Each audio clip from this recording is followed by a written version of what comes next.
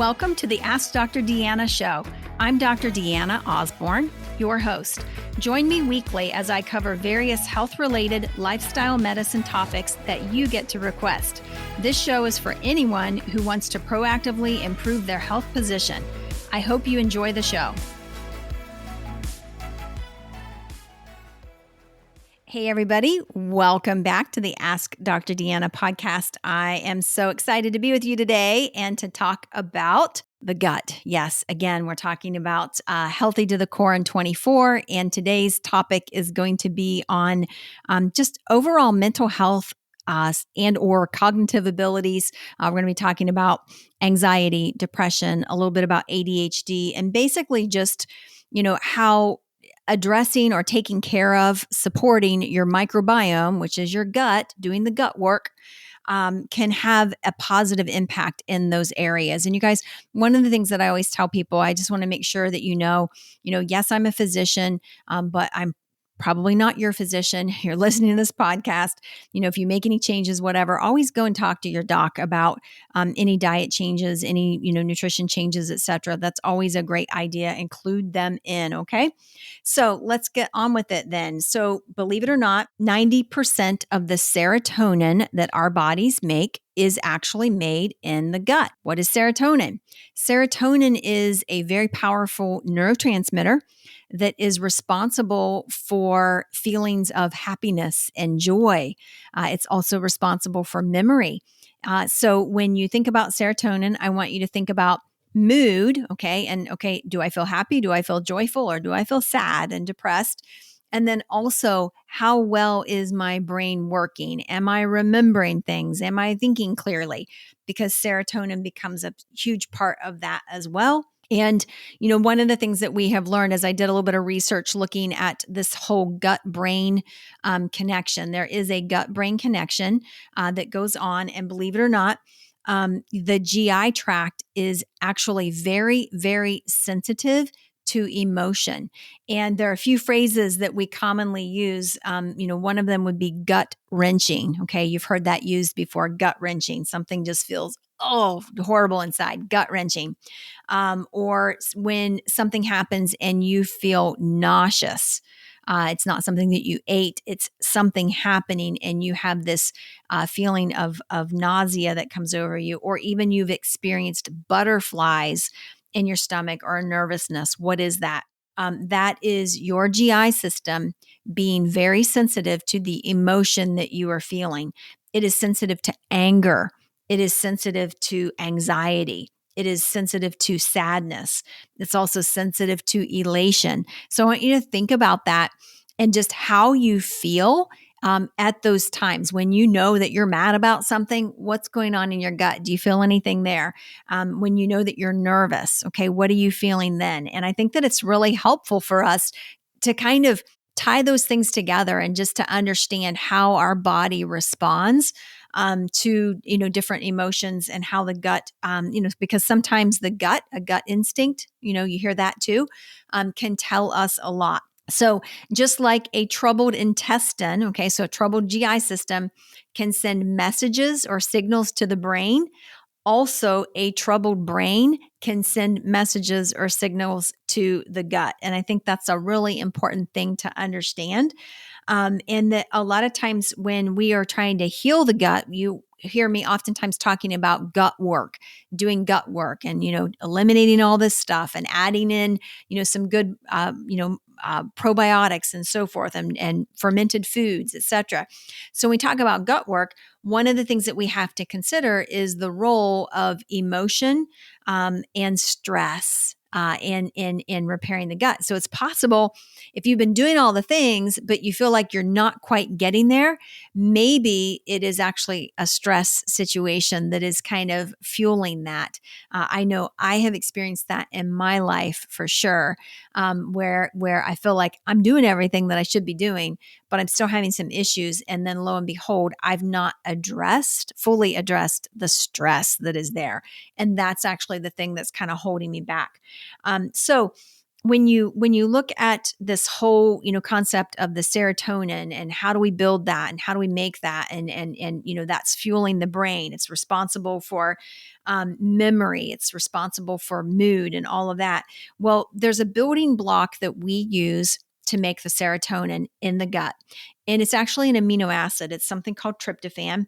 It's an essential amino acid. We get it in a variety of forms, a variety of foods, but it's basically, primarily coming from protein.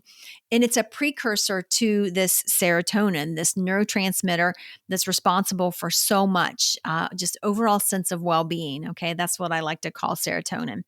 And because serotonin is involved not only in mood, but in learning, in memory, it becomes really, really key and very, very important that we are addressing our body's protein needs. So you hear me talk a lot about gut work and getting that, the probiotics in, getting the good, healthy microbiome and so forth. But we've not really talked about the need for protein there, and the fact that, you've got to have some tryptophan going into the system as a building block to be able to make the serotonin. It's an essential amino acid. Essential just means that you have to get it in your diet. Your body can't just make it. So this becomes a really important factor. And when we look at not just anxiety and depression, we know that anxiety and depression do respond to increased levels of serotonin, that it has a calming effect, just elevation of mood. That's the reason in medicine we frequently use something called an SSRI, which is a selective serotonin reuptake inhibitor. What is that doing? That is a medication that is working specifically on serotonin to try to boost that level, for a patient who is maybe experiencing depression, anxiety, some obsessive compulsive disorder, whatever. So that's how linked in it is. All right. That's a big, big part of it. And then when you look at ADHD, which is, basically the inability to focus, the inability to stay on task, that whole, the squirreling, basically going from thing to thing and not really ever feeling like you're getting anything done. That becomes a part of it as well. And that actually has a lot to do with dopamine, which is another neurotransmitter. We might talk about that one down the road. Maybe that'll be a February topic, dopamine and all the wonders of dopamine. But basically, serotonin and dopamine do in fact work together, and a lot of times if you look at making a difference there, you'll see an improvement. Oftentimes I end up working with kids who are struggling with ADD, or maybe even just some behavioral, disruption. Okay. Where they just are really having trouble being in the classroom, outbursts, things like that, and just the inability to be calm, etc. And one of the things that I've come to realize is that, first of all, you have to address the gut issue. Okay. Got to get their gut healthy so that they're making these healthy neurotransmitters and that basically then their brains are working the way that they should be. But also eliminating, a lot of those chemicals, a lot of the, the processed foods, a lot of those things, and then making sure that we're getting those, what I call cofactors, in to their system so that their body, these systems can run, properly. So if you are experiencing any of those issues, and it doesn't mean that you have to be clinically diagnosed with this. We all have anxiety from time to time, situational anxiety. We all have had, I'm sure roller coaster, lows, ups and downs. Could be situational. For a lot of women, they may experience more anxiety, more depression right before their menstrual cycle. 3 days before, they feel like I have a personality change or whatever. Things get a little wacky then. That usually has to do with hormones and the hormone effect on those neurotransmitters specifically. So again, if you are experiencing any of those issues, whether it's anxiety, depression, ADD, obsessive compulsive disorder, all of that, yes, absolutely. Talk to your doctor, work with your doctor, but also know that cleaning up your diet never hurt anyone. Okay. That's always a good place to start. It's a great place or a great add-on or whatever. And most docs are going to say, yeah, I think it's a great idea for you to eat healthy food and to eliminate fast food and to, just do all the things. So, but part of that becomes addressing the microbiome because we know that there's this huge gut-brain connection, and it's not just mental health with anxiety, depression, obsessive compulsive disorder, and ADHD, but it's also focus, it's cognitive abilities, it's just being able to help a person increase their IQ by a few points or whatever. We've seen that with high school students who are taking college admission testing and so forth. If you help them get nutritionally sound and correct nutritional deficiencies that their body may be having, there's testing that you can do for that, etc., and correcting the gut so that they're absorbing things, they're absorbing those nutrients, and they're getting everything out of the food that they're putting in. You can see an improvement in IQ. You can see scores increase.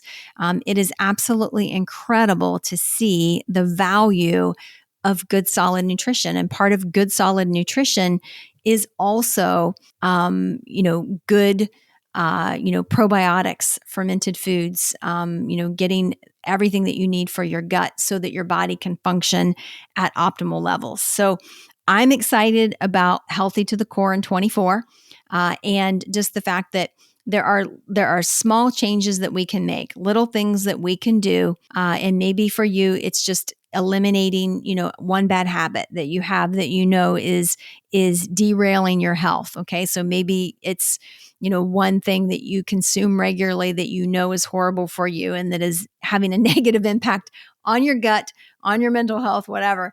Get rid of that one bad thing. Okay, start there, making one change. Okay, so it's small changes, sustainable changes that can absolutely give us a very, very healthy and sustainable lifestyle. That's what we're after. It doesn't have to be all or none. Okay, it doesn't have to be hard. We can start by making one change and then moving on from there. So I just want to encourage you to clean up your diet, eat a whole food, nutrient-dense, clean diet, and focus on gut health.